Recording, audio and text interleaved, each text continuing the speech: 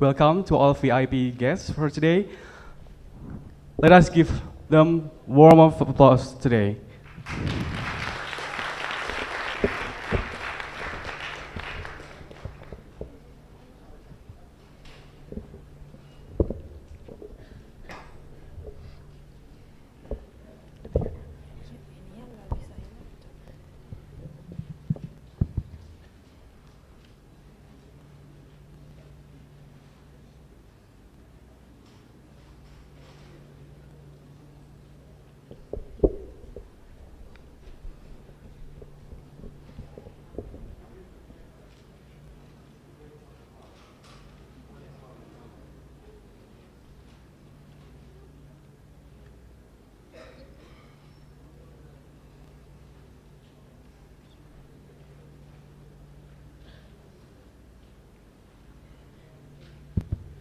The Honorable, the President of the Asian Development Bank, His Excellency Mr. Takehiko Nakao, Mr. Tomoyuki Saisu, the Advisor to the President of Asian Development Bank, Professor Iwan Jaya Aziz, the Head of Office Regional Economic for Integration, Mr. James Nugent, the Director General of Southeast Asia Regional Department, Mr. Adrian Ruthenberg, the Country Director, Indonesia Resident Mission, Mr. Edmund Ginting, the Deputy Country Director, Indonesia Resident Mission, Profesor Muhammad Anis, Director of Universitas Indonesia, Profesor Bambang Wibawarta, Vice Rector for Academic and Student Affairs of Universitas Indonesia, Dr. Adi Zakaria Afif, Vice Rector for Human Resources, Finance and General Affairs of Universitas Indonesia, Profesor Siti Setiati, Vice Rector of Research, Development and Industrial Corporation, Profesor Tommy Ilyas, General Secretary of Universitas Indonesia, Professor Emil Salim, the Economic and Environment Advisor to the President of Republic of Indonesia, and also the Professor in Faculty of Economics of Universitas Indonesia, Deans, Vice Deans, Directors, and Executives Management of Universitas Indonesia. Distinguished professors, lecturers, dear students and friends, ladies and gentlemen, good morning. Welcome to the Balai Sidang of Universitas Indonesia, the hall for the highest recognition of academic achievement for the inauguration of Professor's Degree of Universitas Indonesia. Welcome to the public lecture entitled The Role of Asia in the Global Economy, delivered by the President of Asian Development Bank, His Excellency Mr. Takehiko Nakao. This public lecture is held with the collaboration of Universitas Indonesia and the Asian Development Bank, in order to broaden as well as to deepen our understanding of the current role of Asian countries in world economy. My name is Chatur Arianto, and my partner Nadira Titalia. We are students of Department of International Relations. We'll be your master of ceremony for today's lecture. But before we start the lecture, we would like to say Selamat Hari Batik Nasional, or Happy National Batik Day to all participants. Give me an applause to our class. As we know, the October 2nd is commemorated as the National Batik Day for Indonesia since 2009. The United Nations Educational, Scientific and Cultural Organization, or UNESCO, officially recognized Indonesian batik as one of the World Heritage. UNESCO designated Indonesian batik as a masterpiece of oral and intangible heritage of humanity. And we are extremely pleased and honored to see Mr. Nakao wearing batik today to this public lecture. Let us give him warm applause. Thank you very much for honoring Indonesian heritage and culture. Arigato gozaimasu. To begin the lecture, we would like to invite Professor Dr. Insinyur Muhammad Anis, Master of Metallurgy, the Rector of Universitas Indonesia, to deliver his opening remarks. Professor Anis, please come forward to the podium.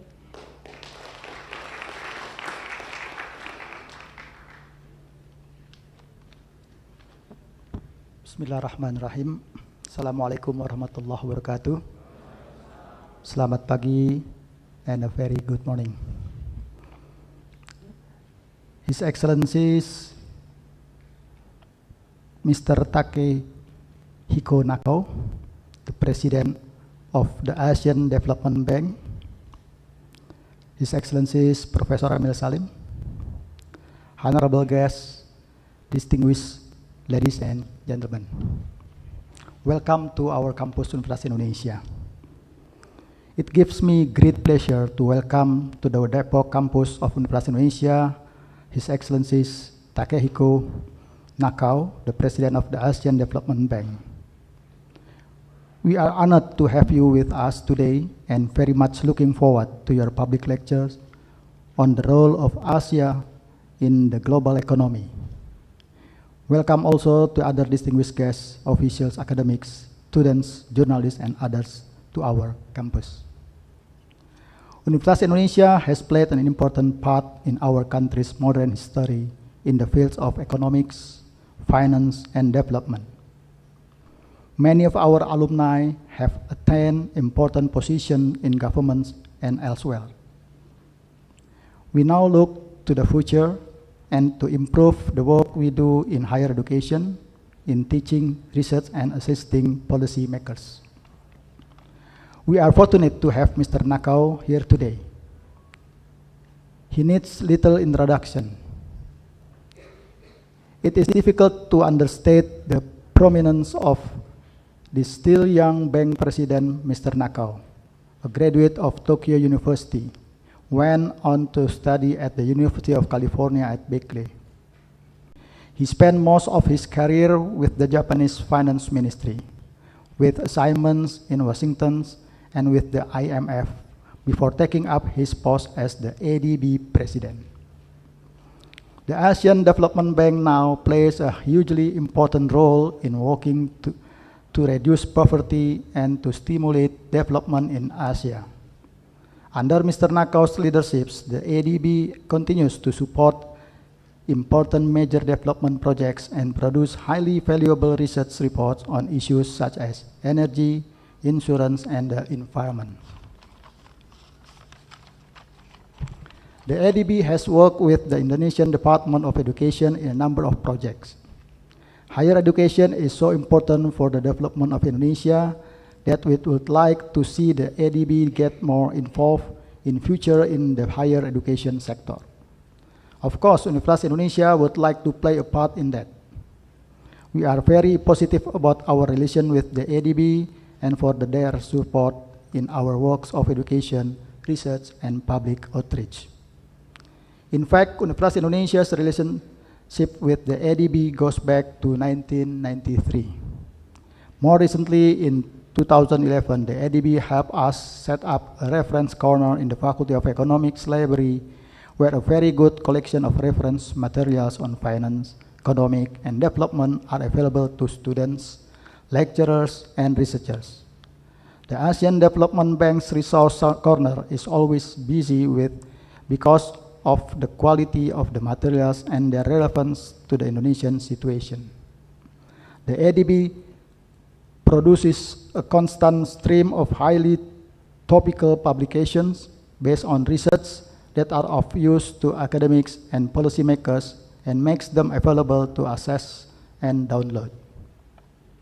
We hope that in future the ADB can further support our work in the field of higher education through further public lectures or seminars where we could benefit from the knowledge of their many experts in the field of development in Asia. I'm sure that everyone is eager now to hear Mr. Nakao's lectures and the question and answer session that will follow it. So I will end my introduction here. Thank you very much. Assalamualaikum warahmatullahi wabarakatuh. Thank you, Professor Anis. Now, ladies and gentlemen, we have arrived to the main event, the public lecture. We would like to invite our moderator for the public lecture, Professor Emil Salim, to kindly come forward to the stage. Professor Salim is the Economic and Environment Advisor to the President of the Republic of Indonesia and Professor in Faculty of Economics, Universitas Indonesia. Professor Salim graduated from the Faculty of Economics, Universitas Indonesia, and obtained a PhD degree in economics from the University of California, Berkeley. Professor Salim has held a number of ministerial positions for Indonesia's cabinets for more than 20 years. To Professor Emil Salim, the stage is now yours. Your Excellencies, ladies and gentlemen, dear friends, good morning. I have the honor to introduce to you our special guest speaker, Professor Takehiko Nakao, the President of the Asian Development Bank and the chairperson of ADB's Board of Governors, and which he assumed office as president of the bank since April 2013. As all of you already know, Asian Development Bank's battle cry is Asia Pacific free from poverty. That is the main task of President of the World Bank, of the Asian Development Bank. Professor Nakao wants to achieve this ADB's goal by introducing the 3I in Asian Development Bank, namely innovation, integration, and inclusion. These are the 3 pillars of Professor Nakao's policy. Before joining ADB, Mr. Nakao was the Vice Minister of Finance for International Affairs at the Ministry of Finance of Japan. And this is a powerful ministry in Japan. Those that enter this office must be of high quality. In a career spanning more than 3 decades, Mr. Nakao has gained extensive experience in international finance and development. He has held senior positions in the Ministry of Japan, which he joined in 1978, including being the Director General of the International Bureau, where he has close ties with leading figures in the Asia Pacific region and the G20 nation. Professor Nakao is a good friend of Mahendra and Bambang Brojonegoro, which yesterday was appointed as the Vice Minister and the Chairman of the BKPM. He knows both 2 friends very well. He was assigned as Minister at the Embassy of Japan in Washington between 2005 and 2007. And from 1994-97, he served as a monetary advisor at the International Bank and the International Monetary Fund. 94-97 is a major crisis year of the global crisis, in which Nakao was one of the important advisors in the IMF. He has published books and numerous papers in financial and economic issues, and was a visiting professor at the University of Tokyo. Born in 1956, Mr. Nakao holds a bachelor's degree in economics from the University of California, Berkeley. He will lecture on the role of Asia in the global economy. May I now add some personal remarks on my link with Professor Nakao. I have the privilege to share with Professor Nakao 3 major similarities as well as differences. Both of us are graduates from the same University of California, Berkeley. The only difference is that Professor Nakao was a very good student at the Department of Business Affairs, and I am considered as a member of the Berkeley Mafia.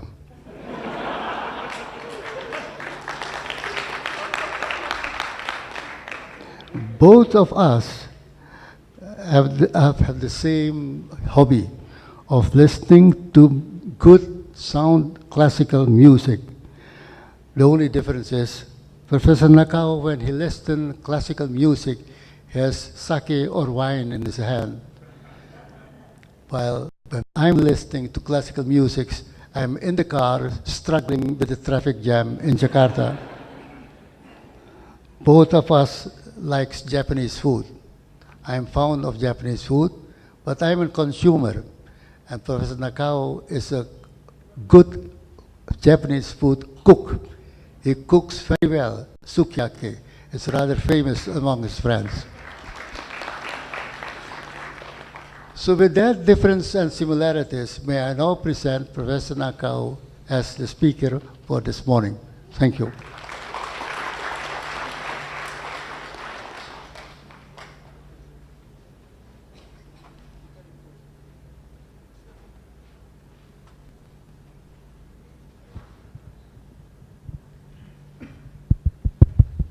Thank you very much. I'll sit and talk. Thank you very much, Mr. Dr. Salim. And although he didn't know my personal life, he mentioned as if he knew everything about me. And, but it is true that I cook often, and when I was in Tokyo, every Saturday and Sunday, all the meals are cooked by myself instead of my wife. And that is my hobby, but it's part of my obligation at my house. So the reason I could remarry because I was divorced in my 40s. I don't need to mention this, but the reason I could get my wife is because I could cook. So today I think for men to cook or to clean or whatever, the things you can do at home is a very important value added to get a new good wife. I prepared my resume based on the idea that we'll talk to the students from economics, but today there are more people from other departments, so I'd like to make my remark as broad as possible. But about, I would like to talk maybe three major points or four. One is about world economy and the Indonesian economy of today. The second is the experiences of global financial crisis, including Lehman crisis, and its impact on the Asian economy. And third is the agenda for ADB, which is maybe the agenda or issues for the development of any countries, including that of Indonesia. And fourth, if there are time spaces for discussions, I would like to touch upon how economic theory can be applied to the real world better than or more than many people believe. I studied economics at the University of Tokyo. I graduated in 1978. At that point, I didn't really realize that how we can apply those theories to the real world. And I have been in the Ministry of Finance for almost 35 years. And during that time, I continued to try to apply the theory of economics to the issues of the government is facing. And I would like to share some thoughts about it if there is a remaining time. And I'd like to have some questions and answers time or interactions with the students and professors. Before going there, I'd like to thank Dean Joshi of Economic Faculty because of inviting me, but also because of lending this batik to me. This is not mine, but Dean Joshi's batik, and I found that today is the batik day, and I thought I should honor it, and I brought this from him. Thank you very much. And also, I'd like to thank Rector Anis, and thank you for inviting me to such an important campus. The reason, by the way, I wanted to have a lecture here is I wanted to visit this campus because many people I met during my work, many of them are graduates from this school, especially economics department, including many people. Mr. Salim is Dr. Salim, who I met recently, but you know, Ms. Sri Mulyani. Sri Mulyani is now the second, important leader of the World Bank, and she was once a Minister of Finance, and that's when I met her, and many important figures of the Ministry of Finance, and Mr. Dr. Yuan Aziz, who is now working as a Director General of Regional Integration at the ADB, is also a graduate of this school, and also he was a teacher in this school. So that's why I wanted to come to the center of the knowledge of this country. That's why I came here. I would like to first start about start from the world economy and the Asian situation today. In 1997-98, Asia had a huge trouble over Asian financial crisis. And at that moment, it started from Thailand, and it came to Indonesia and Korea. And at that time, I was at the Ministry of Finance, and I was a part of discussing these issues, how to support the Asian crisis-hit countries. We had a lot of discussion with the IMF, and overall, the Asian economy became much stronger after the Asian crisis of 1997-98. There were a lot of confusions and there were a lot of damages, but overall, I think macroeconomic policies became stronger, and financial system became more robust, regulations was enhanced, and it became strong. So until 2007 and 2008, when the global financial crisis started, the Asian economy enjoyed a very high growth and a stable monetary condition, including inflation. But in 2008 and 2007, actually, the subprime loan issue started in the United States. And in 2008, in September, we had a Lehman crisis. So at that moment, what happened was, evaporation or the loss of liquidity. The banks don't lend each other. They don't roll over the exposures or lending to other banks or to people. So it started as a kind of a financial crisis instead of a real economic shock. But before going there, I'd like to talk about the Asian economy more generally after the crisis. In 2007, the crisis started, and in 2008, the Lehman crisis was a kind of peak of the US crisis.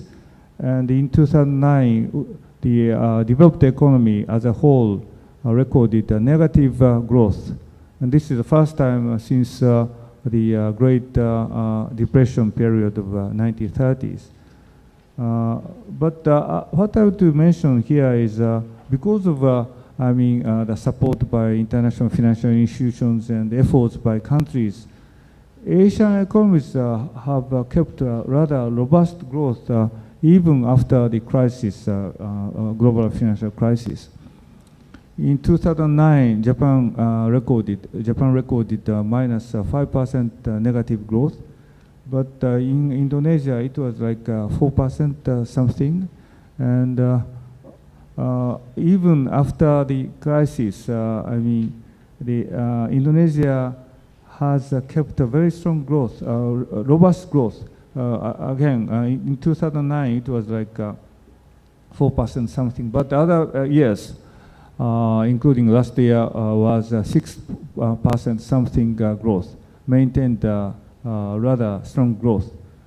And this year we are now, we just published a new economic outlook for Asia, and according to that, we adjusted economic growth of Indonesia this year from the previous 6.4% forecast to 5.7%. So 0.7% downwards adjustment for Indonesian economy. So this year, compared to the previous years, Indonesian economy will slow, basically because of the lower commodity prices, which is the main export items of one of our main export items of Indonesia. It is influenced by the Chinese slowdown, and also because of recent financial turmoil, which means the depreciation of currencies and the stock market price down and so on. There is a capital outflow of from Indonesia to advanced economies, partly because of the announcement of the end of possible tapering of or end of quantitative easing of Federal Reserve. It's a little bit specific, but overall, there is, reversal of capital from inside Indonesia to others. Previously, before until maybe the beginning of this year, there was an inflow, and concern was more about overheating or excessive inflow of money to emerging economies. But since May or so, there was a reversal, and Indonesian economy is also hit. And one of the reasons is Indonesia is always incurring a current account deficit, which means Indonesian economy is always borrowing from abroad to finance their investment and consumption. So that is one of the root reasons of a certain larger confusions of a market in Indonesia and also in India compared to other Asian countries. But still, again, the growth expected growth for this year is 5.7% according to the new ADB estimate. So it's not too bad. So overall, our judgment about the Indonesian economy is, of course, there are some concerns, but overall, it is a much better shape than in 1997 and 1998, and there is no reason to believe that there will be another crisis like late 1990s. The reason is, again, macroeconomic policy is more sound, managed better, and financial system is more, well regulated and stronger, and also foreign reserve as a ratio to the trade or the short-term borrowing from abroad is much higher. The foreign reserve is much higher, and government is serious about structural policies. So our judgment is that if this is a kind of reversal of the previous excessive inflow of money to Indonesia, and now it is, there is a more outflow, and because of that confusion, there is less investment in countries, including those of foreign direct investment. There is a certain psychological impact on the economy also. So the growth is slower this year, but I would say there is a kind of overreactions of the market. There was too much inflow, and now there is too much outflow. But I think if the Indonesian government can convince the market by following appropriate policies, including macroeconomic policy and structural policies, to invite the people, to invite foreign direct investment, to promote the knowledge industry and so on, I think the market will be stabilized. I think it is now starting stabilizing. Last week there was a little bit of problem again, but overall it is becoming more stable. Once again, it is really important that the Asian economy has grown quite well even after the global financial crisis. When the global financial crisis of Lehman started, there was a discussion that although the trade between Asian countries, including ASEAN countries, is a very high ratio in their trade, the final consumption will be taking place in the United States or Europe. So if the Europe and the United States are hit by the crisis, there will be a tremendous impact on the Asian emerging economies. There is a discussion of whether it can be decoupled or the crisis can come to the Asia anyway. Of course, again, there was some slowdown in Indonesia and also in China, and also smaller countries like Singapore and Malaysia, they had a shock in 2009 because they are so open. The trade share of GDP is so high. But those countries also recovered very quickly in 2010. So what I want to emphasize is Asian economies is now starting growing on its domestic demand or regional demand instead of just depending on the export to Europe and the United States. Actually, the biggest export destination of Indonesia is Japan because of natural gas and other products. So the regional trade is becoming more important, not just because we are trading the kind of parts and others to produce things and to export the United States or Europe. It's too much emphasized in my view. So as if Asia is just exporting to those countries. It's quite exaggeration. And the regional demand or domestic demands are becoming more important elements of growth. And actually, if we look at the statistics of emerging Asian economies, including Indonesia, Philippines, China, Vietnam, the growth has come from the domestic demand, including consumption and investment. In some years, net export, which is a part of GDP, is even negative. The export is not the major source of growth in these years. And from my own experience of 1960s or 1950s Japan, I was born in 1956, as Dr. Salim mentioned. When in 1960s and 70s, I myself felt a very high growth of Japan. And at that moment, people were so keen to buy things like refrigerators, the cars and air conditions and so on.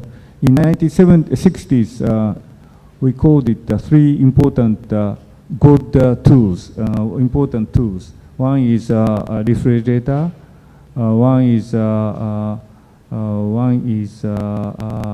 maybe wash machine, and another is not vacuum cleaner, but it was the other one, TV, white and black TV in 1960s. And in 1970s, those three important items for consumption was air conditioner, we call it cooler, and cars, and three C's. What is the color TV? So 3 C's. So when the economy starts growing, when the people start looking at the consumers' goods like those things, they can never stop it. And I think in Indonesia, of course, most of our family already have a TV, color TV. But about automobiles and air conditionings and so on, they can never stop consuming those things. So once the economy is, taking off, I think the impetus or momentum for growth will be very setting in the economy very closely, very strongly. So we can never stop that momentum of growth. And I think it is happening in many Asian countries, including Indonesia, Philippines, and China. But if we just consume and invest, there will be a lot of current account deficit. So we need to produce also. My view is that in many Asian economies, there is a very strong production basis is now growing. And there is a strong production network within the Asian region, including ASEAN countries, China and Japan and so on. So if it is just about, again, consumption or domestic demand, there will be a trouble. But if the production, potential for production comes with the stronger demand, it would mean we can enjoy stronger sustainable growth. So that is one of the points I want to emphasize now. There is too much discussion that the US and Europe is the center of the world, but it's not really true. The Asia is starting growing on its own, and we should promote it. How we can sustain the growth in emerging Asian economy is really a challenge for Asia and for those countries and for ADB. So that is my first point. I don't want to go into the detail of the situations of the world economy or developed economies, But overall, euro is still suffering from the negative growth because of European sovereign crisis. The U.S. economy will be going well, but our forecast is it will be down from 2% to 1.7% this year. Japan is now growing faster, and our original forecast was 1.2% this year, but the new update of the Japanese growth will be 1.9%. So the developed economy is growing a little bit slower overall, but Japan is growing faster, and there will be no such serious difficulties in the developed economies as in the case of 2008 or 2009. So I hope the Asian economies as a whole can continue to grow, although there was some turmoil this year, but I think they can continue to grow strongly in coming years. The second point of mine is about the lessons from global financial crisis. And why did it happen? And I was in Washington from 2005 to 2007. And it was a peak of a kind of what we call great moderation period. Great moderation means that the economic situation is moderate and good. That is, growth is very, robust or strong, and the inflation rate is subdued, kept very low, and the interest rate is kept low, and the fiscal position is becoming better, and everything looks better, and unemployment rate is coming down. So in those great moderation period, there was a discussion that we don't have any economic cycle anymore. The economic cycle will be over from our human history. Actually, the subprime loan crisis or issue started in mid-2007, and at that moment I came back from the United States. But in that fall, autumn, the IMF issued a report, World Economic Outlook, discussing the reasons of a great moderation. And is there any case, is there any possibility that economic cycle is over, like the centrally controlled economy was over in 1990s? Is the economic cycle over from our history? It's very strange that we said that in 2007 when we started the crisis. The reason that IMF cited as a reason for the end of economic cycle is because monetary policy is well managed, and because of IT, we can manage the inventory better. So there is no cycle from inventory, and fiscal policy is managed more carefully, and there is more political stability, and there is no bottleneck of the economy anymore, because we can import things from abroad. So because of globalized economy, there is a less chance of hitting a bottleneck. But in the event, what happened is a very major crisis, like that of a Great Depression. So that great moderations up to 2007 itself is the cause of the crisis. The American economist and Mr. Greenspan, chairman of the Federal Reserve, those people were very complacent, and they regarded the American economy is in good condition. And even if asset prices kept going up, like real estate prices, they thought it is justified by the stronger economic growth and lower interest rate and so on. There is a reason that they could have a higher real estate prices. And even if something wrong happens, they thought they can lower the interest rate, inject the more money quickly, and had some stimulus by fiscal policies, it could be okay. That was the idea.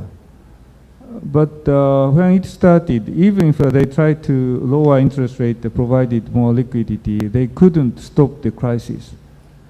And I think there was a very strong complacency on the part of American leaders, economists and so on. They regarded the Asian crisis or Japanese crisis of late 1990s as a kind of the phenomenon for Asia. About the Asian crisis, many scholars associated the Asian crisis with a kind of nepotism or the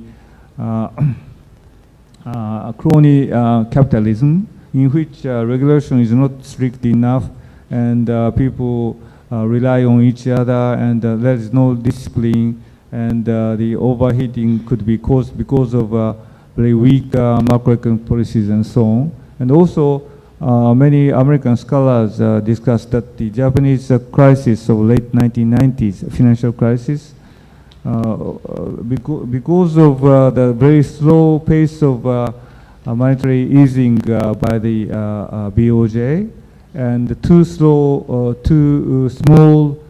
stimulus from fiscal policies and so on, and very weak financial regulations. But it turned out that the American economy itself was hit by the crisis. And the reason is, again, there was a building up of macroeconomic instability.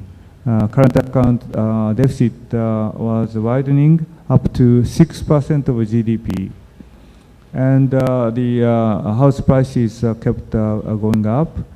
And there are many excessive financial activities. So in short, the financial crisis happened because of the accumulations of macroeconomic instability, which is symbolized by the current account deficit, but also because of the excessive financial activities. That is very aggressive risk-taking and very aggressive leverage. Leverage means compared to the equity or capital of banks, they lend so much, and by borrowing so much, they lend too much. So there are many reasons for this kind of excessive activities. The rating agency was not looking at the risk of certain areas very carefully, and they gave a subprime loan rated instrument, financial instrument, AAA, like the US Treasury bond. And in the hindsight, it's a kind of nonsense. So that was the reasons of Lehman crisis. Until this crisis happened, many American bankers believed that the private sector could manage risk much better than regulators. So we don't need regulation anymore. But it's very, silly idea that the banking sector can take care of their risk totally by themselves. Because there is a tendency in the banking sector to take higher risk and to pursue more return or more benefit, profits, and also better salary for the managers. At one point, the CEOs of major banks of US earned as much as $50 million or even $70 million a year. When Secretary Paulson became Treasury Secretary, he had to show and he had to disclose the income as a CEO of Goldman Sachs, but it was like $70 million. It's an enormous amount of money. If I can have only 1 million, it's more than enough. I cannot spend all that money. So if it is $70 million, how can he spend it in a year? So by pursuing more risks and risk-taking and leveraging, those banks got a very high return. But the cost of the bankruptcy will go to the taxpayers. So banking sector, it's not as the ordinary companies. Ordinary companies, they can go bankrupt. A TV maker can go bankrupt because there is another alternative. Of course, the employees have difficulties, and it's a shock to the region, but they can generally go bankrupt more easily. But in case of banks, because the banks interacted each other, they interrelated each other, the government cannot let the bank easily go bankrupt because it would cause the run to banking system as a whole. I think it happened in Indonesia at the time of the crisis. So banking sector, we cannot let them go bankrupt easily because it will have impact on the total run to the financial system in the country. So we should support it by using taxpayers' money, by giving capital to support the system or to pay for the depositors. So there is a very strong moral hazard. So we should regulate banks well, and it is related to the theory of asymmetry of information. Depositors don't have enough information about whether the bank is good or not. In case of Apple, when we buy Apple, we can see whether it is good or not. Of course, unless we test it, we cannot say it. But in case of banks, it is very difficult to see whether a bank is good or not. If it is automobile companies, it's easier by driving that car. But bank is more difficult. So the market economy works if there is no element of, the asymmetry information. If buyers and sellers, demand side and supply side share the same information, it's okay. But in case of bank, it's not the case. So we need stronger regulations. So that is one of the lessons of the US crisis. And another lesson is even if the consumption price is stable, even if growth is strong, if asset prices is going up, if a current account imbalance is widening, we should be careful about macroeconomic policies, especially when we have a flexible exchange rate instead of a fixed exchange rate. The countries with the booming tends to have a stronger currency, and it makes the prices of the country more stable because the import price comes down. So it's more dangerous if we have a strong economy, if everything looks good, but if asset prices go up while consumption prices are stable, we must be more careful.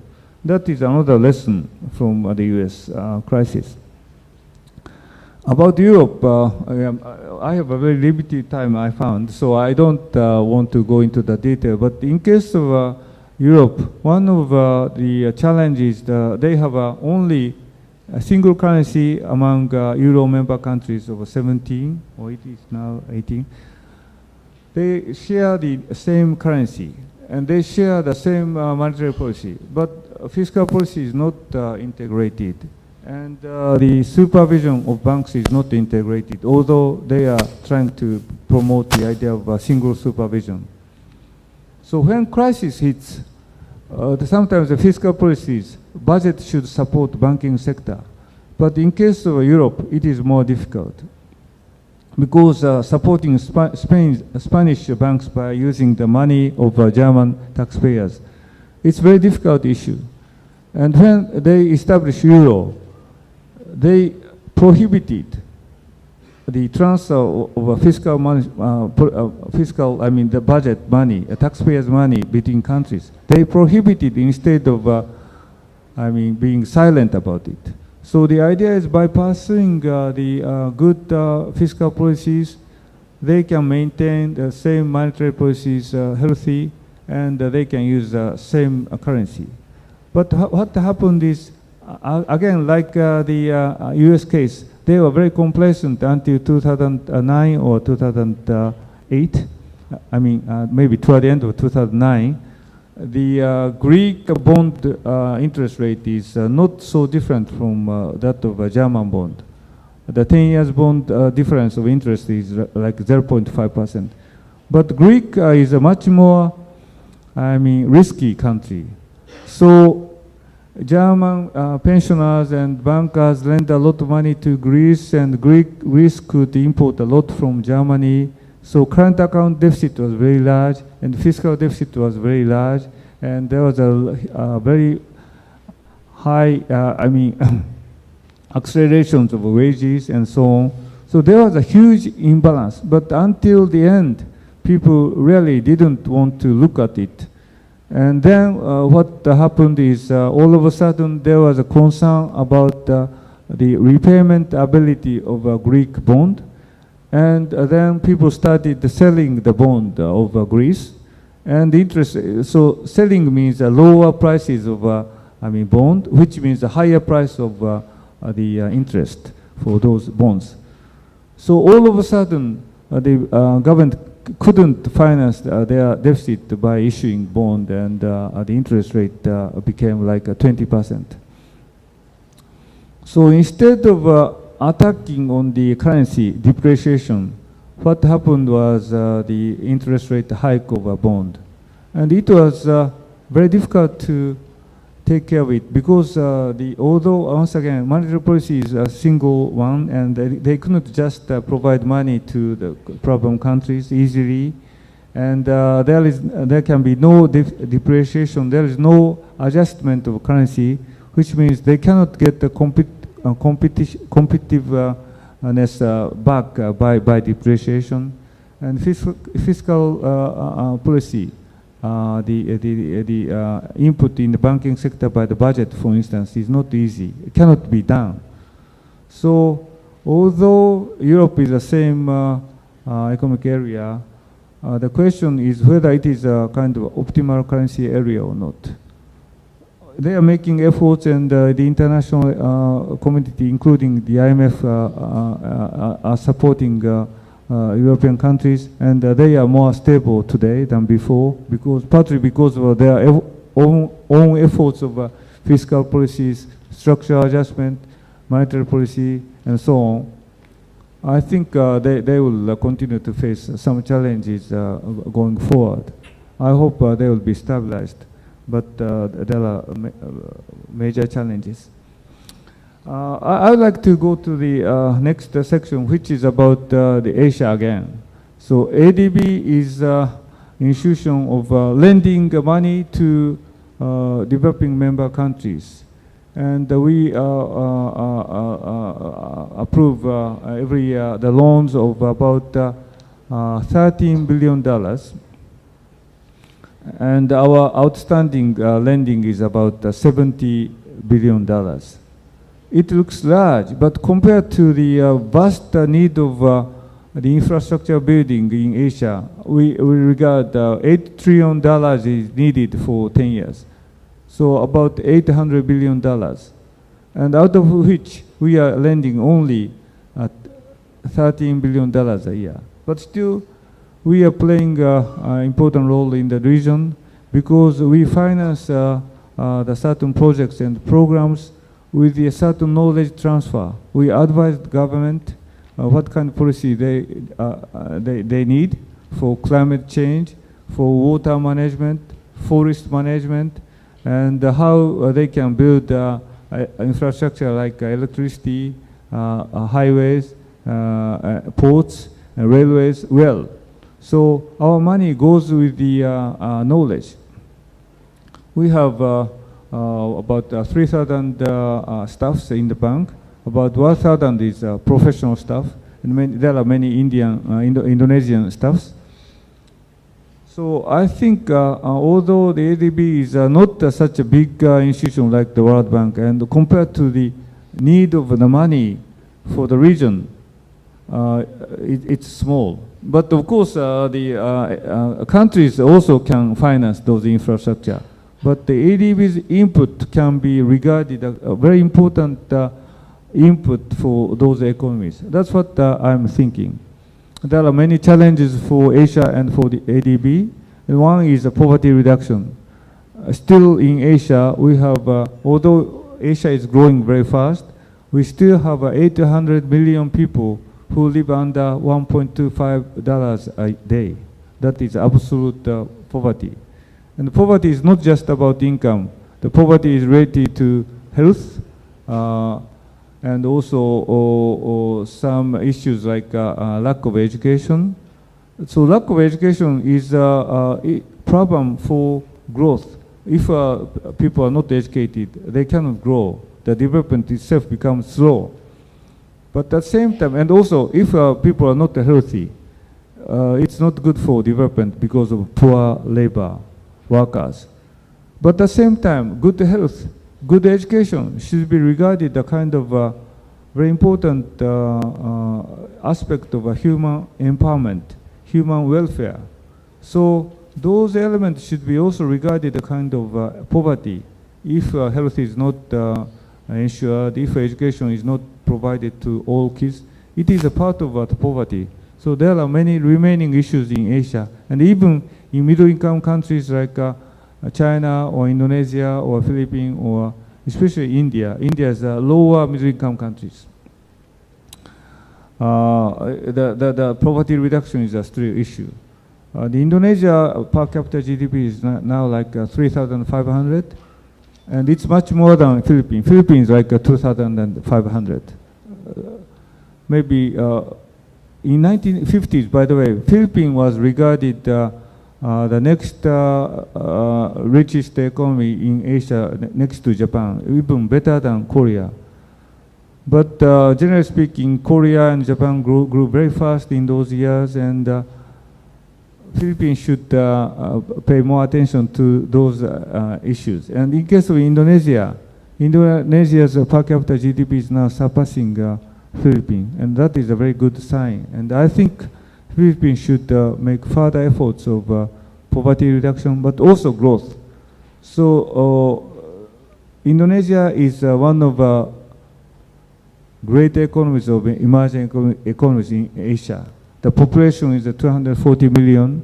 That is the leader of ASEAN, and it's growing very robustly, and its per capita GDP is becoming higher.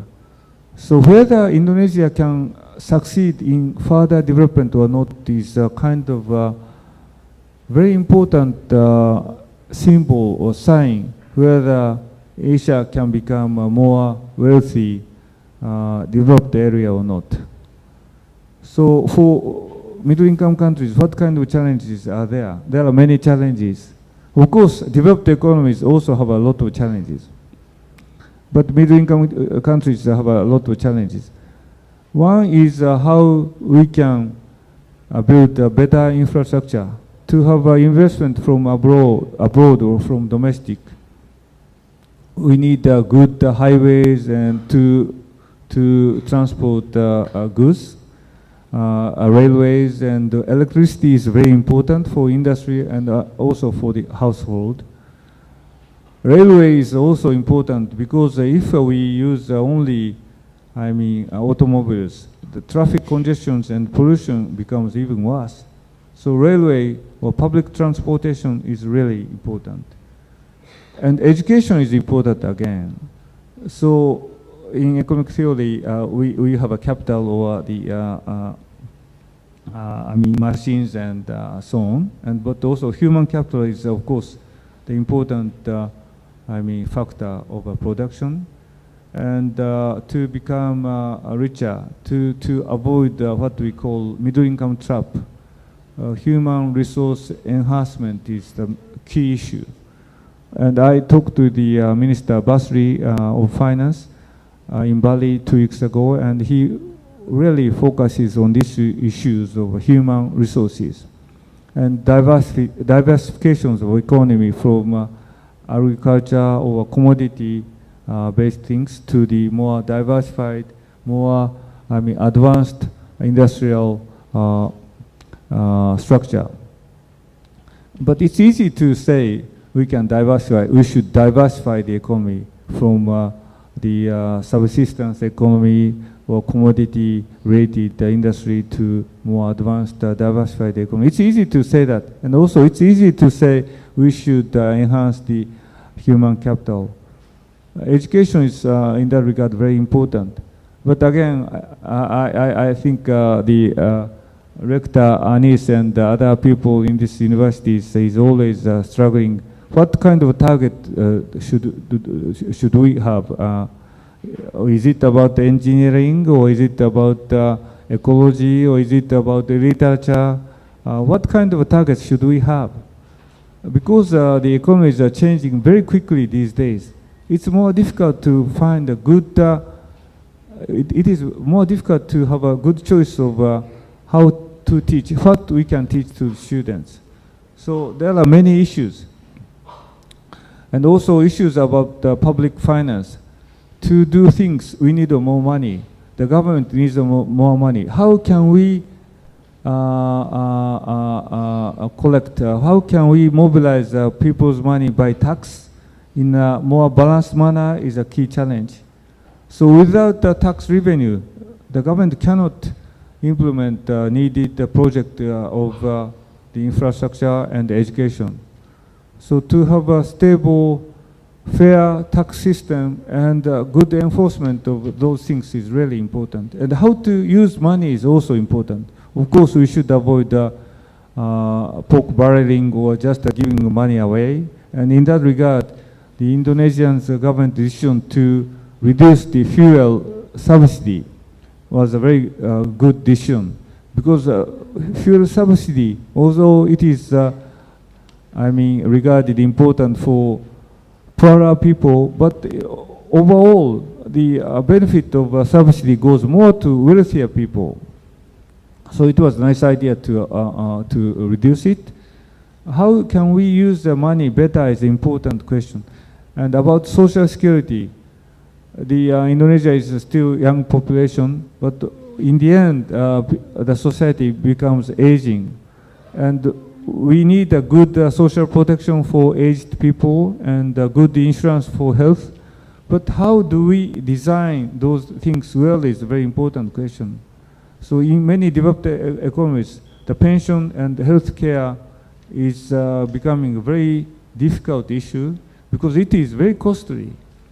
Pension is costly, and there are more pensioners compared to the worker because of a declining population, and management of a pension is more difficult because of lower interest rate. There are many reasons the pension becomes more difficult, but health is also very difficult. Because health industry, when there is more innovation in health industry, it means more money is needed for a patient. When we have a more sophisticated machine for medicine, it is more costly. So how can we support the population better with the more efficient cost is really an important issue. So I cannot cover all of these things, but once again, knowledge and private sector is also important, and how to address climate change issues in terms of both how we can save energy and protect the environment, including the global climate, and also how to adapt our system to the more severe disasters and so on is also a challenge. And emerging economies can learn from the lessons from developed economies. Maybe I already spoke too much 1 hour, and I wouldn't touch upon the how theory can be applied to the economics. I will do that next time. But I stop here, and I'd like to have some questions and answers time. Thank you very much. Thank you very much. The broad outline of the speech is in this brief one-page paper. Mr. Nakao has presented the logic of the world economy in Asia and the recent crisis, what is behind the global economic crisis and so on. I open the floor now for discussion. Yes, you can speak. Yeah, there's the two. Yeah.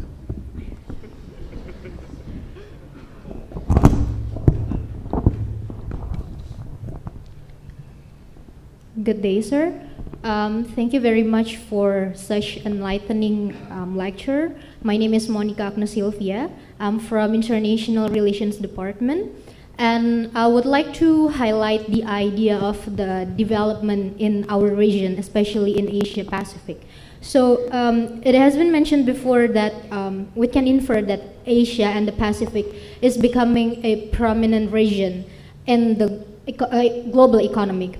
And however, what I've seen so far, that the existence of development gap is still very wide in this region. Now, we believe that it is going to be a major constraint for us to to play a better role in the global economy.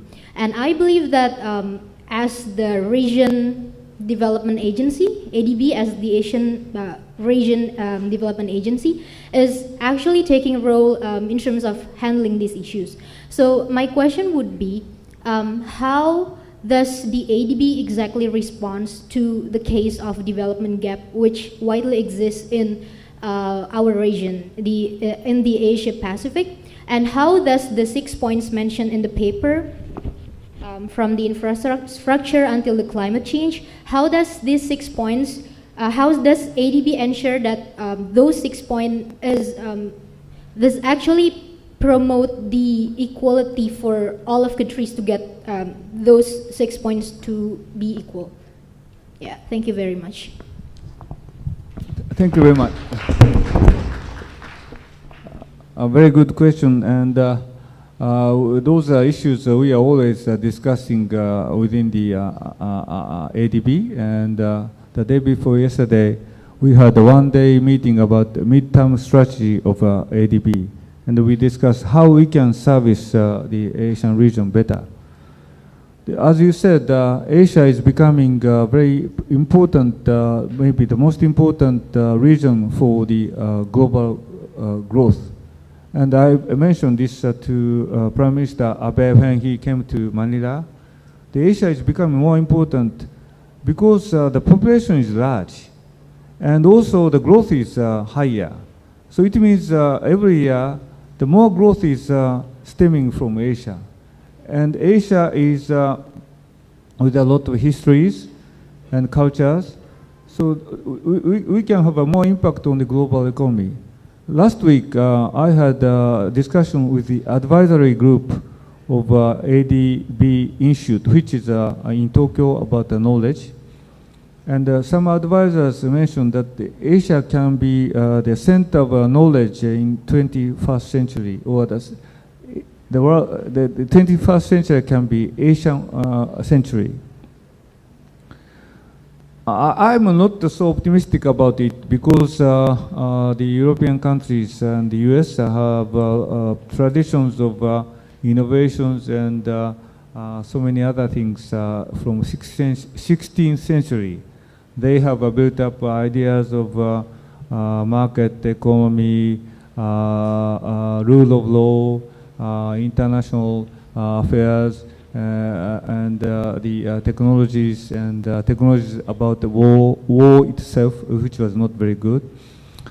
So they have had, I mean, about 500 years of dominance in the world. So of course Asia is now growing and it is becoming more important. But can we be, can Asia be the center of the world, or the knowledge center of the world? I said I'm not so optimistic. But some scholars in that meeting said, in 19th century or until early 20th century, the US was not regarded at all as a center of knowledge. Now it is obvious that the US is a center of many things, including economy, politics, and military affairs, and also knowledge. So there is a chance for Asia to be a center of the growth, but also about knowledge. And I'm so happy to hear that. I was so encouraged by hearing that views. Asia is a very diversified region with the different development level and different cultures. It's not as I mean, integrated as Europe in history, but because of that diversity, there can be a possibility that Asia can start producing more innovative ideas, which is not coming from the Europe or the United States. That is my, the pre-remark for your question about how we can promote the Asian region and what is the role of ADB. Again, it is a very difficult question, and what we can do first is to support countries to build good infrastructure, bridges and highways and the irrigations and so on. And also, we can support countries to address the issues of education and health. When I visited Papua New Guinea in the spring, in June, the minister and prime minister asked ADB to continue to support their highway project and aviation project, because those are so, disconnected country. Although there is a big one island, the connection between villages and towns is not good at all. So what they need is connectivity by highways. So by doing that, they can communicate each other and they can commute to a workplace. But when I visited Mongol, they wanted to us to support their health system and also urbanization. So different countries have different request to the ADB, and ADB has, although it is 3,000 people's institution, there is no alternative in Asia.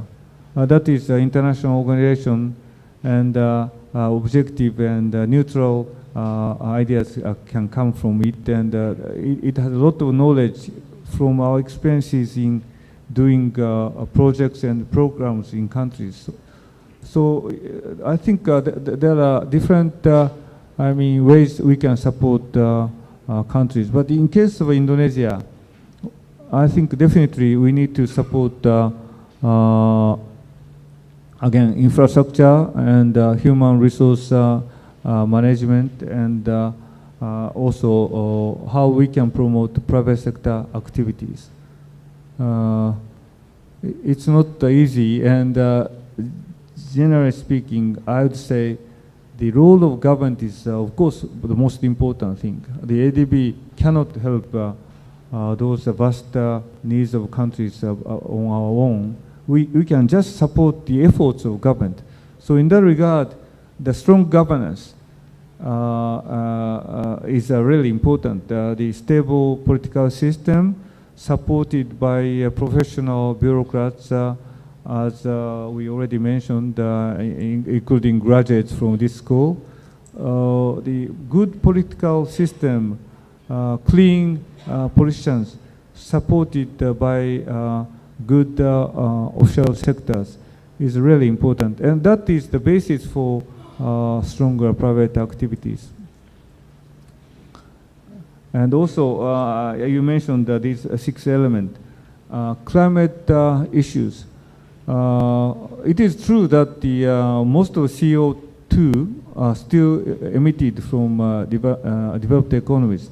They enjoy the liberty of polluting the air when they developed. So it's not fair that the emerging economies are said not to pollute too much. But at the same time, it's better to pay attention to the climate issues, because it is also cost saving and energy saving, and it's also good for the environment of those countries. So it's better to take in the element of climate change issues to development itself. So maybe my answer is not enough, but these are thinking of mine. Other questions? Yep. Bong.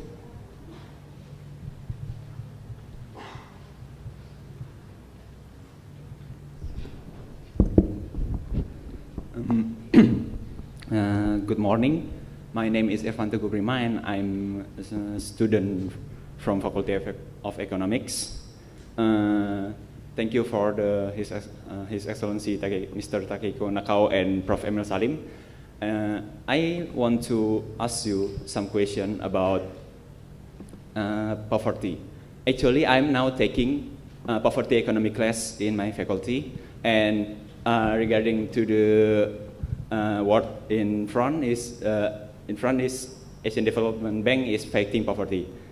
So that is my question is regarding to the poverty topics. The first question is what's ADB definition of poverty eradication? It is just to lift up the poor people from below the poverty line into above the poverty line. Let's say we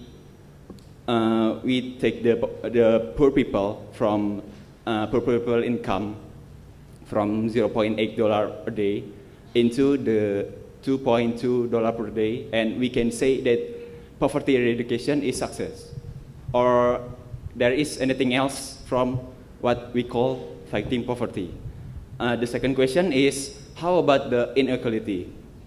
It is the inequality now become a new threat in Asia and Indonesia because the Gini coefficient in Indonesia now is increased from 0.38 into the 0.41. So what is the opinion from ADB about inequality? Because my lecture in my campus say, my lecturer is Professor Dorazatun Kuncoro Jakti. Maybe Prof. Emil know him. The problem in Indonesia right now is not only poverty but also inequality, because the rich getting richer and the poor getting children. And then the next question is, from ADB point of view, what is the most important for developing countries like Indonesia? Is it the economic growth or the equality of income distribution? That is my question. Thank you.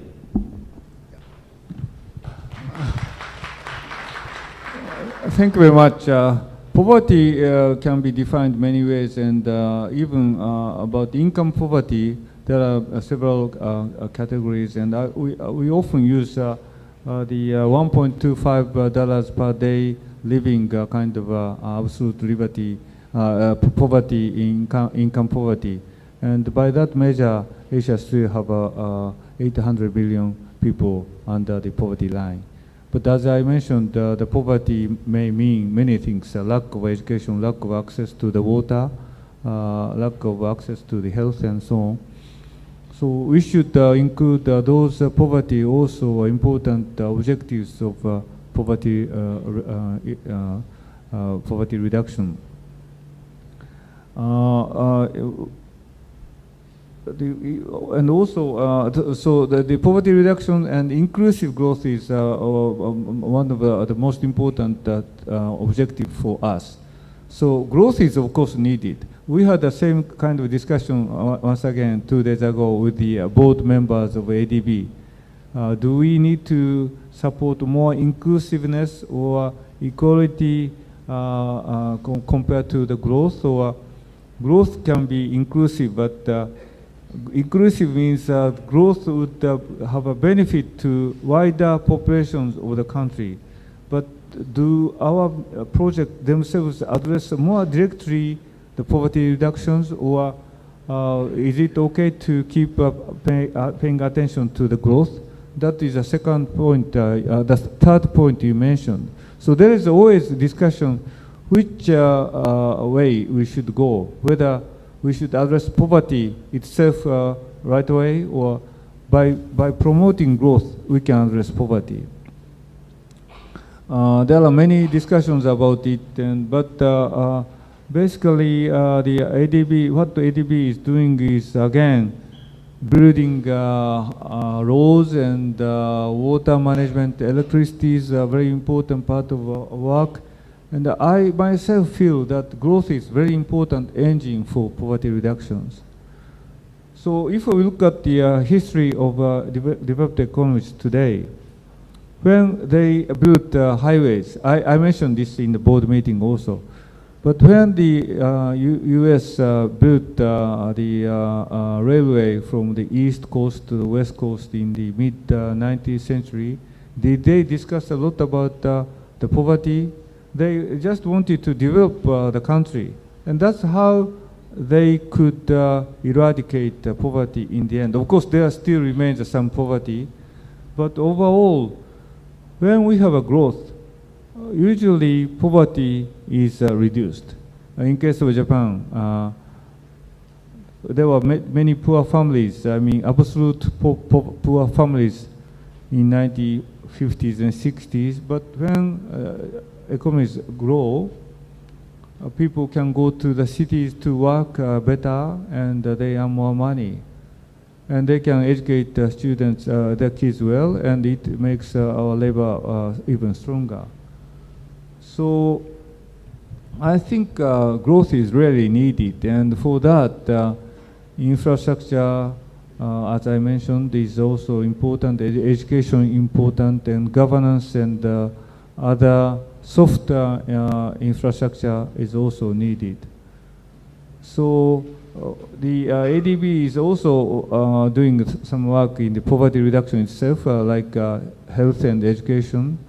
And in very poor countries, we are also trying to support the capacity buildings of the people, because to develop, they need a knowledge about how they can develop. So in countries like Myanmar, we are doing more about capacity building. But I think this is again discussions within the institution, within the bank. But in countries like Indonesia, I think we should focus more on the inclusive and sustainable growth. Because countries, the Indonesia government itself can build highways and bridges and so on. So our focus, our intervention, our money is more limited. So how can we use it? Maybe by using it for more inclusive growth, equal growth, and sustainable growth, which is more about the environment. I think we can make a better contribution to the development of the country. And inequality is a really important challenge for any country. The inequality is widening in many Asian countries, many developing Asian countries, including Indonesia, China, and India. How can we address it? So, there is the idea of a Kuznets curve or whatever. In early stage of development, it is the gap is widening because some capitalists and some skilled people get richer in the beginning, and then it is spilled over or trickled down to the more wider population, including a larger number of middle class.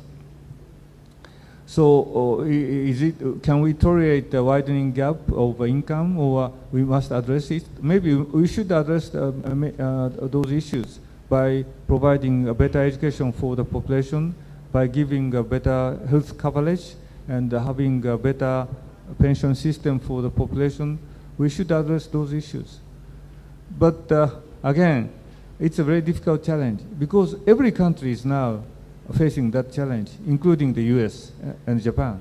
In the case of the US, as I said, the bankers earn a huge amount of money while there are so many poor people. And one of the reasons we have inequality, wider inequality, is because of globalized system. The workers who are doing similar jobs like the workers of poorer countries tends to become the same wage. So in the past, it was more, isolated, but today, or insulated. But today, the workers doing the same kind of job get paid similarly. So it is one of the reasons. And another reason can be because of IT innovation and so on, better skilled people tend to earn more, and the gap is becoming wider. So if a worker is doing unskilled things, the wage tends to be lower, not just because of globalized system, but because of innovation itself. So it's a challenge. But in middle-income countries like Indonesia, I think by promoting inclusive growth, which means to always think about the benefit to the wider range of a population, the growth itself can be stronger. So if we don't pay attention to the inclusiveness, if we only think about the growth which is not beneficial to larger population, it cannot be sustained. So your comment is questions is really crucial questions, and we are always wondering what kind of things we can do. Is it about poverty, or is it more about growth, or it's a combination? That is a very important question. This is an important question. ADB is, the slogan is Asia Pacific free of poverty. Does it not mean that poverty should be the higher priority than growth? And this is the question, I think. To what extent is inequality, the Gini coefficient of 0.41, tolerable, or should it and therefore reduce the element of growth as such, but more to poverty alleviation? I think that is the background of the issue. And to what extent will you, as a president of ADB, put more emphasis on poverty alleviation rather than growth? It's a very difficult question, but again, the poverty can be reduced by many ways, and the countries must work on that issue. So what the ADB should focus on is, in our ideas, infrastructure is the most important one, but in some countries, health and education can be important. And also, we should guide the government always to look at the inclusive growth. Inclusive means include more people to the growth. Yeah. Yes, yes, Ibu. Study.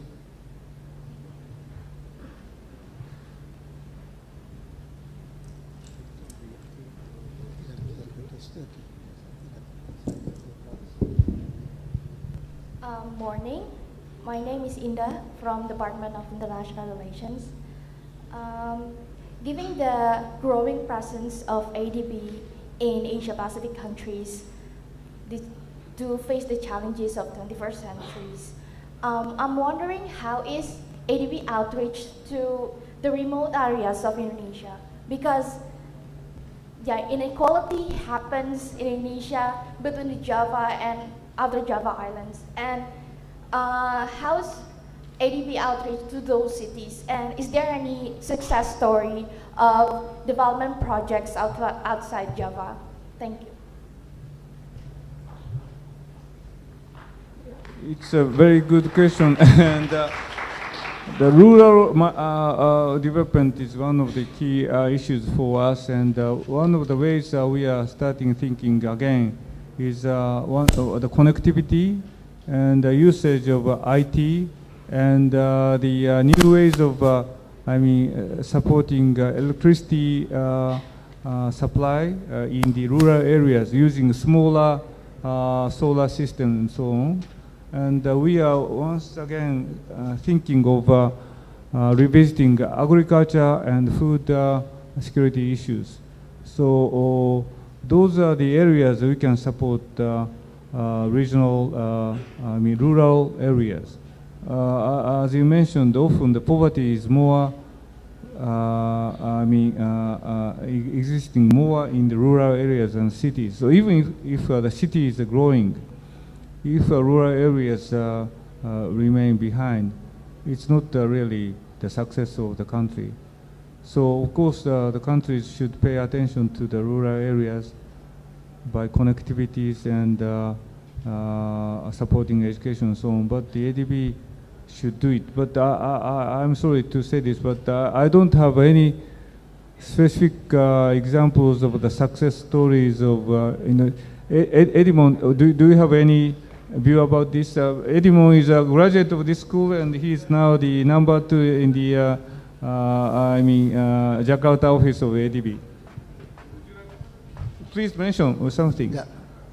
Yeah. Thank you, Mr. President, and thank you also for making me graduating from this university. I was actually teaching here at some point with Yossi. Yeah? Let me just give you a couple of examples where we have assisted the rural area through our program. One is the so-called community irrigation program, where we work with local government, we work with community to make irrigation sustainable. And obviously with irrigation sustainable, you have much more productivity in sawah. Yeah? This is one example where we help sort of capacity building and also infrastructure at the same time. And this indeed have improved productivity of sawah, rice field in a number of places in Indonesia, including some in Sumatra, in my hometown, and also in Java. Yeah? And another example, I guess, is which I think I shared by Iwan, and he was impressed. I think, the music group called Saunine? Saunine? No? This is, we have supported a school of music in Yogyakarta, where they produce many of these musicians, and some of them end up in Jakarta playing in this group Saunine. Yeah?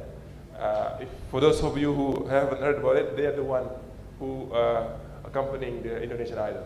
Okay, so there is some story where people from the village going to Tibet music school, and then build their career from there and becoming somebody in Jakarta through that school. I think this is some of the success story that I think we have found so far. Thank you, Mr. President. Yeah.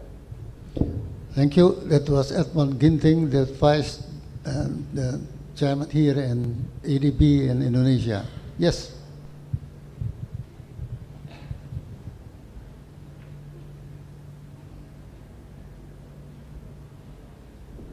Hello, good morning.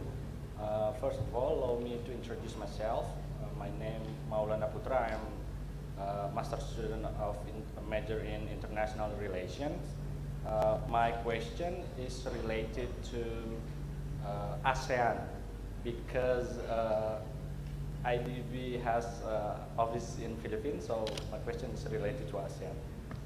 In an integrated financial market, financial institutions and market participants must operate under the same set of rules and regulations. But the problem which is faced by in ASEAN is the member of states have so many difference in terms of set of rules and unclear regulation and mechanism in economy. Even there will be an ASEAN economic community in 2015, but the unclear mechanism still exists. So my question is, what will ADB do? What can ADB do to these situations, unclear mechanism, and the differences between the set of the rules to support the integration of ASEAN in terms of economy? Thank you. Regional integration is one of the main focus of the ADB, and Dr. Yuan Aziz, another graduate from this school, is now Director General of the department. We have been promoting the integrations or cooperations within ASEAN countries, and ASEAN plus 3 countries, ASEAN plus China plus Korea plus Japan, and we have been promoting the integration in the areas like Greater Mekong, the countries with the Mekong River, and we are now promoting regional integration in Central Asia and the South Asia too. As you mentioned, it's really important to harmonize the system among countries, and also to have the connectivity by roads and so on. And also, in case of Laos, it was a very successful story of regional integration, but a very big power plant, a water power plant was built in Laos with the expectation that it is sold to Thailand. Electricity is now provided to Thailand, and regional countries are supporting that project. Also, the World Bank and ADB are supporting them. But that kind of a big project is possible because of a regional integration. So the reasons the human society has developed is because of commerce, because of the trade, because we trade comparative advantageous things. So if we have more trade, more connectivity within the certain region, it is very beneficial. And again, returning to your questions, what we have been promoting is a more general regional integration, including trade facilitation, customs, and so on. And connectivity by electricity and highways and so on. Those regulation issues, we have promoted the financial integrations in the region, the bond market, for instance. But there are many things the ASEAN countries should do, including harmonizations of many regulations regarding finance, but also about trade, or about the customs, and about some standards like electricity and so on, or some licensing of some professions. There are many things the ASEAN countries can do. And European countries did it in the system of European Union or Euro system. I think it would produce a great benefit by harmonizing the system. And by doing that, you can have a more influence over other regions. If ASEAN countries united, if they use the same standard, other countries like China or Japan should respect it or follow it. So your idea is very important, but about the ADB's role, our focus is more about the connectivity and the financial system. Yeah, over there. Yeah. Terima kasih Pak Emil.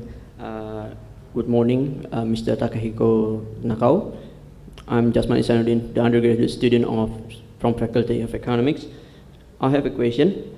When a country opens its economy, both in tradable sector and in exchange rate, openness sometimes bring disadvantage. For example, in India, when India lowered its tariff, its tradable tariff, a lot of labor moved from formal sector to informal sector that was found in Pavnik and Kohlberg.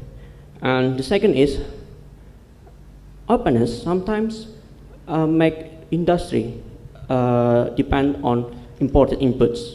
For example, in Indonesia, when our exchange rate is depreciated, our tofu and tempeh industry cannot produce because higher soybean prices, higher soybean price. So my question is, in your opinion, Your Excellency, how should Asia manage its openness? Thank you. Generally speaking, I think free trade has a huge merit, and as I said, the reasons human society has evolved or has enhanced productivity is because we trade. If we live in the small village without any trade, we must produce everything ourselves, and it's low productivity, and the level of development production is so low. So generally speaking, trade and commerce is the essence of the development of the society. So it can be applied to the openness of any economy. But at the same time, how to open the economy is a very difficult question. And often American scholars always discuss the importance of opening the economy all at once, including a financial system. But we must be more realistic also. And also, even in the United States in 19th century, and also the reason they fought with the United Kingdom was about how to protect the American industry by keeping the certain duties. So the liberty for imposing tariff was a very important element of sovereign states in 19th century to protect their industry. If we open the economy, all of a sudden, every industry, sophisticated industry, will disappear. So in 1950s and 1960s, Japan also protected car industry to some extent. And in the end, it was beneficial not only to Japanese, but also to the automobile production of the world. If there were no Toyota, there had been no Toyota or no Honda, only there are Fords and GMs, they will continue to produce very big cars with the very low energy efficiency. I don't know. But what I want to say is that sometimes we need to support the domestic industry, and we have implemented those policies in advanced economies too.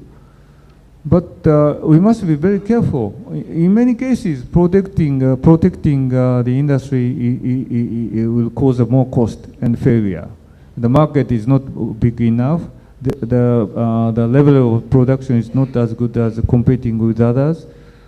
So I would say that sometimes there is a reason to support the domestic industry and to slowly open the economy. But overall, we should open the economy. That is, basic idea. And the speed is important because the shift or transitions of industry needs some time, and we should also pay attention to the hardship of workers. Some industry, if they go away, the employees working there should find other jobs, and it's a really hardship. So it's easy to say that we should open the economy as quickly as possible, but there is a certain social cost. So we need a balance. We cannot continue to protect a certain industry which is not competitive enough. But if we do open the economy, it should be in a more organized and designed way, especially financial system. If we open the financial system in one day, including exchange rate system and capital control, it would cause a trouble. So sequence and the prepared opening is more important, but it should not be used as an excuse to slow needed opening of the economy. Yes. Thank you, Speaker and Professor, for the opportunity. My name is Muhammad Mulyawan. I am currently studying in Faculty of Economics, majoring accounting. I have two questions. My first question is around in the topic of economic growth. How is the ADB, Asian Development Bank, assess the issue of middle income trap? Some countries are widely open and widely too afraid of this kind of phenomenon, because when we talk about middle income trap, we talk about how this economic growth reach its maximum level due to the scarcity of resources that they have. So how is the ADB throughout economic recommendation or economic policy to those countries to assess the issue of middle income trap? That is my first question. Second is about the problem of poverty. One of the poverty problems is also about food security. When we talk about food security, then there are about three indicators, which is first one is accessibility. How the people can access the food as close as possible. And then the quality, how the food is nutritious for them. It makes them healthier. And then the last point is about affordability, which is how the food is not that expensive, so people can buy it anytime at any place. How is the ADB recommend this kind of their policy due to their economic academic research to those countries to assess food security? And one of the last point of the question tag of these food security issues is that how is it trade-off between ADB should endorse those countries to increase their self-sufficiency of food, or the mechanism should throughout export and import, which is the better one, self-sufficiency or export and import? That's all. Thank you very much. About middle-income countries trap, it's a very important question for countries like Indonesia, China, Philippines, and others. Maybe Korea is already out of a middle-income trap. Taiwan is out, and so there are some countries who are getting out of, or who have already gotten out of a middle-income trap. So how can we address those issues? It's a very important question, and the ADB wants to be a partner about that issue. But there is no single panacea or single solution. We should develop, again, human resources, we should develop good infrastructure. We should have diversified, advanced manufacturing sectors and service sector. But how can we do that with a certain constraint of the budget and so on? So I'll say it's not easy. And also it depends on the, governance and how people are educated and how people educate their kids. So middle-income countries is not one trap which can be avoided by one single solution, but it's a combination of the challenges. And what I said is what we can support countries. But still, overall, I think it depends on the capability of the country, the determinations of the people, whether they can be really out of the middle-income countries or not. So I don't want to simply give a simple answer to your question. And about the food security, we are not expert of that area, so I would refrain from talking about those things because it's a very also delicate issue, and many countries support the agriculture sector because people want to be, independent from the influence from other countries. They want to have a certain level of, food self-sufficiency. That is the case in Japan especially. They want to produce rice, even if the rice price is much higher than the imported one.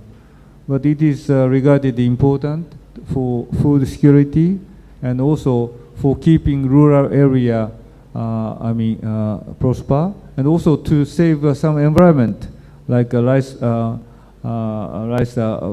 puddles.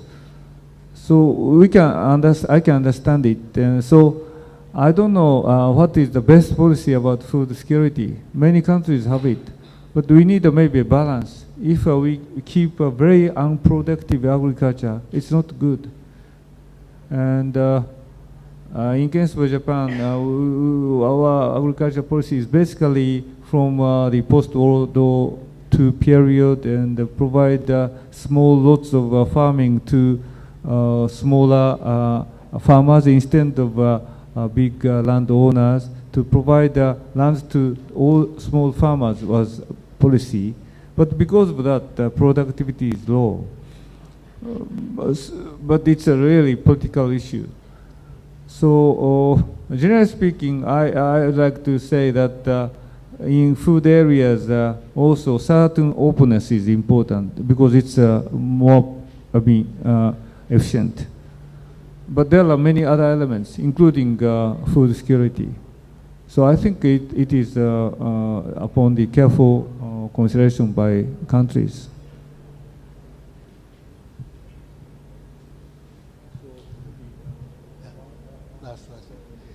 The last question, yeah.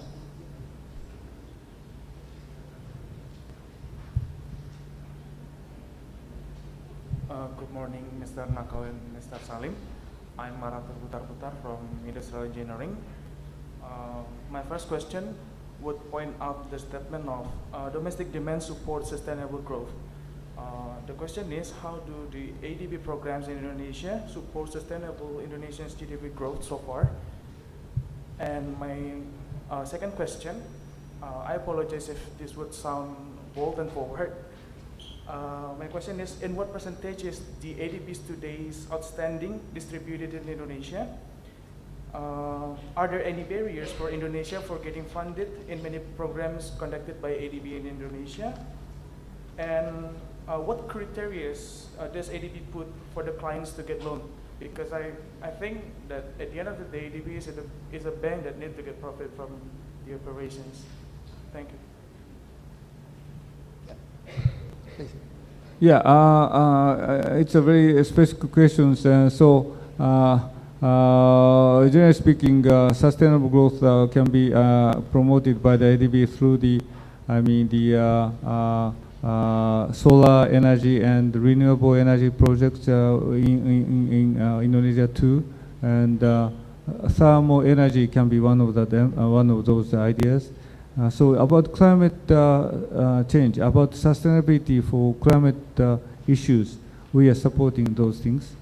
And what was the next question? In any case, Mr. Nugent, would you like to add something about it? Or?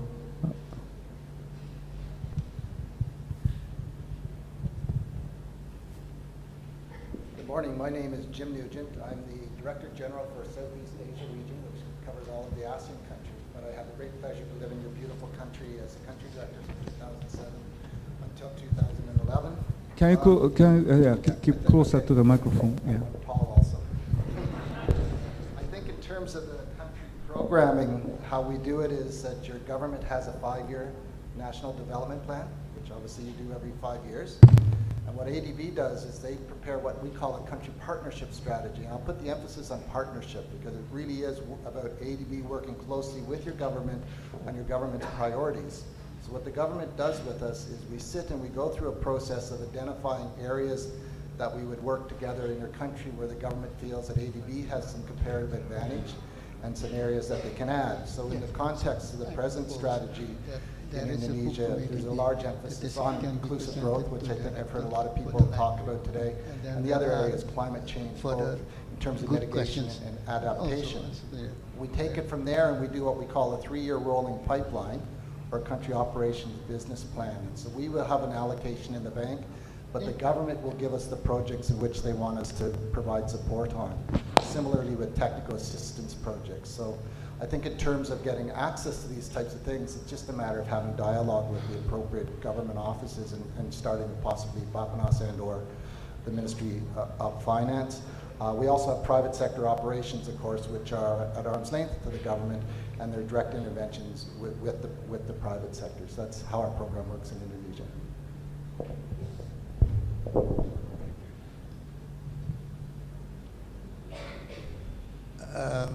This is the last of the last, yeah?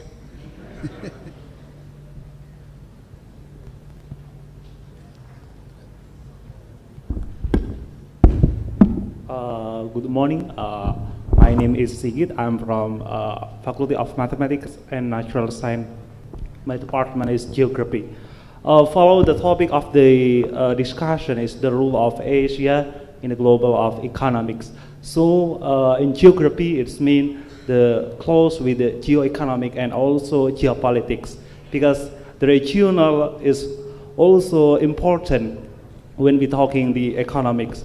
Related with some questions already about the poverty, my question is, when we see the cases in the northeast of Asia, like China, Japan, and also South Korea and North Korea, I see the one of the country mine for North Korea is the low level of economics. There is like a difference, highest difference. But when I'm also seeing that in the Northeast Asia, there is no formal institutions can cover 4 countries or more. I mean, of course, the institution is very important, like in Southeast Asia, there is ASEAN.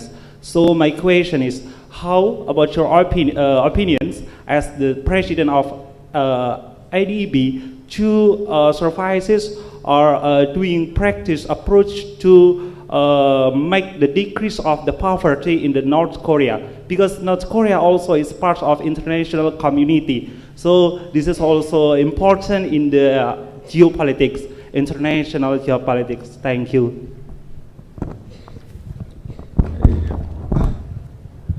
Yeah, it is also a very important question, and to have prosperity in the economies, we need stability in politics and security arrangement.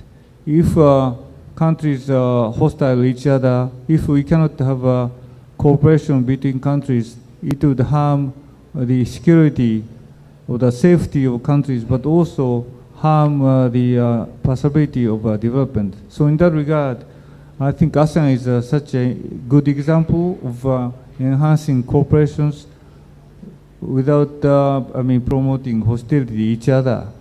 And I think we need to have such system in any region in Asia, including East Asian region of China, Korea, Japan, and North Korea.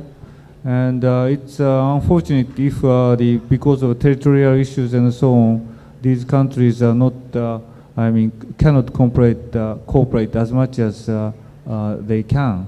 And China, Japan, Korea, North Korea, we all share the Chinese characters and we share a lot of things. So I hope that we pay more attention to the forthcoming,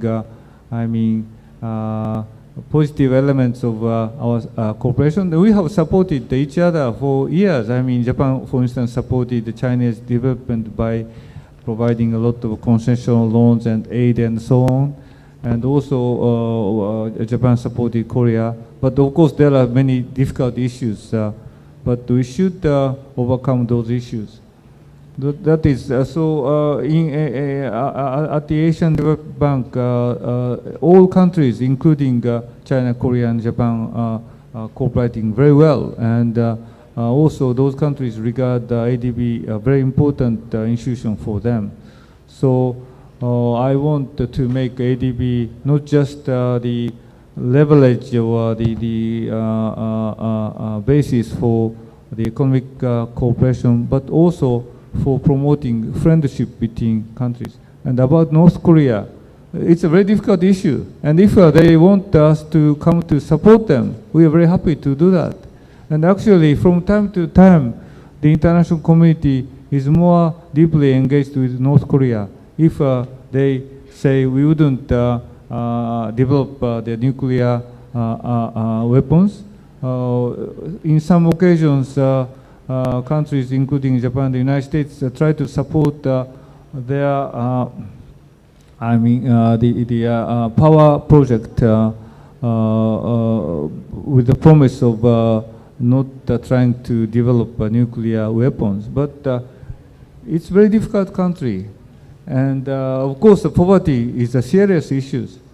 I think that country is one of the least developed countries in the world. But there is no way that if they cannot allow us to go in. So from time to time we have some discussions, and even there is a discussion about North Asian Development Bank in addition to ADB to support North Korea. If they become open to the international community, like I shouldn't maybe compare that, but Myanmar was once a very isolated country, but it is now open to the international community. And the US lifted the sanctions, and the Myanmar has a great chance. So if North Korea opens up, not in economic terms, but in securities and politics, countries are ready to support it. And also, the ADB should be the frontiers to do that. But I think it is not just about economic issues, but it's more about political issues, or international relations issues. So we should keep an eye on the problem of, or the challenges of North Korea. And this ends then the public lecture. Maybe a final remark from your side? Thank you very much for joining me today, and I was so stimulated by many interesting and important questions, and some of them are so, professional questions. So I'm once again impressed by the high quality of education at the University of Indonesia. And my final remark is please study hard and please play enough when you are young, and and please join the ADB if you are interested. That is my final remark. Thank you very much.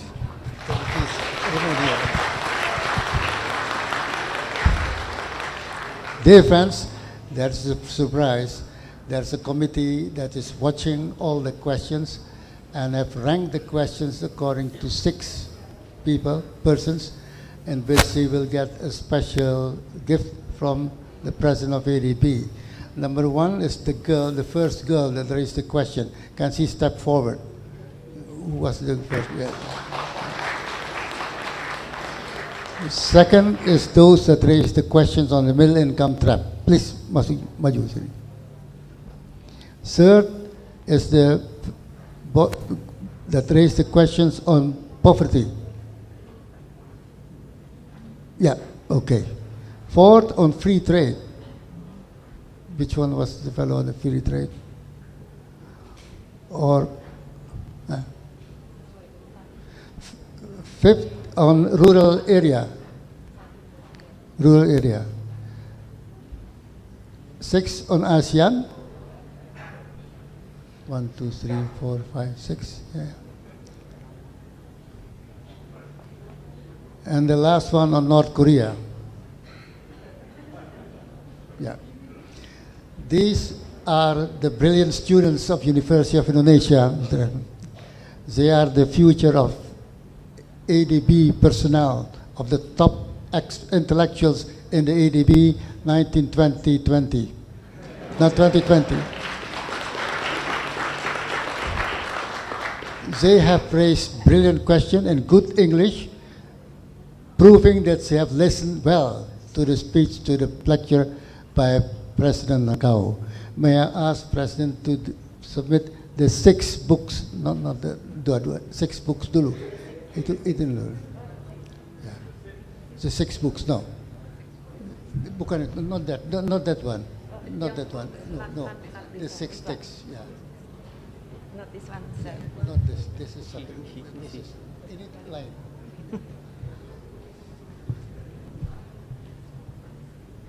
This is a book on Indonesia critical development constraint, and they have raised the issue on constraint.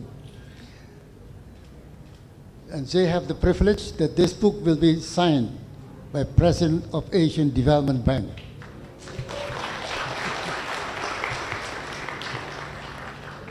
Then maybe invite the representative of the bibliothek, ada Pak? Perpustakaan, ada. May I invite the rector of the University of Indonesia on behalf of the Perpustakaan, which has given a special edition of 2 major publications, the Diagnosing the Indonesian Economy Toward Inclusive and Green Growth, and the Coral Triangle, 50 Years of Conservation. Yeah, yeah. Please. On behalf of ADB, to the Perpustakaan of University of Indonesia. Two. Incidentally, this is the most expensive book that I bought in ADB. Pak, satu lagi. Itu, Pak, dua juga. Yeah, this is for the. Siapa? Kenapa? Dah selesai dah pertanyaan. Ya, 2. Ya, Bapak 4. Bapak dapat 4. These 4 books are for the public library because they are expensive, and expensive is then for the public of the University of Indonesia. Ya, 2. Satu lagi. Ya, tuh, ya. So the director have 4 books. One on the diagnosing the Indonesian economy, what is wrong with the Indonesian economy, and the second is the Coral Triangle. May I now invite the director to give a token of appreciation to the director.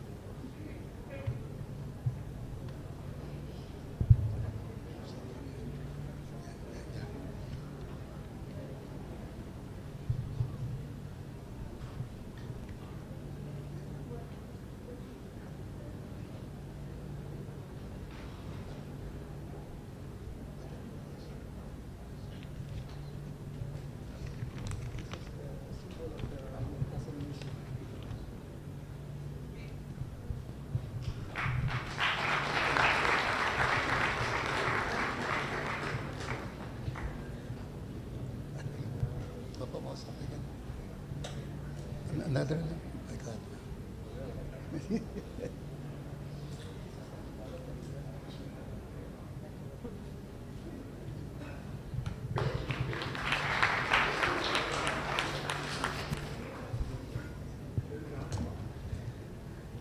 Others?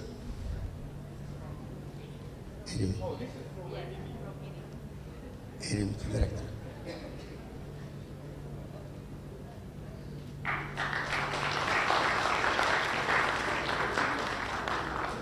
And then a group photo for the brilliant students of University of Indonesia, the rector and the president ADB. Yeah.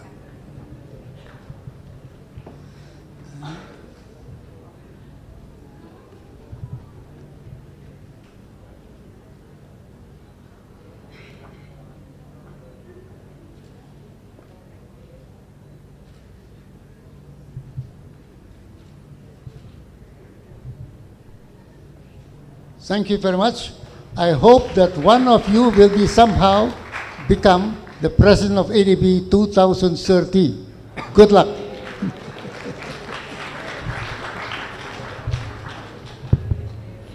Thank you very much, Mr. Nakao and Professor Salim, for the enlightening lecture.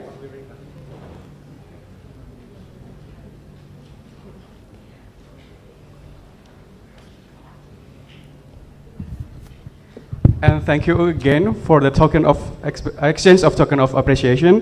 Hopefully, this academic event will strengthen the cooperation and friendship between Asian Development Bank and Universitas Indonesia.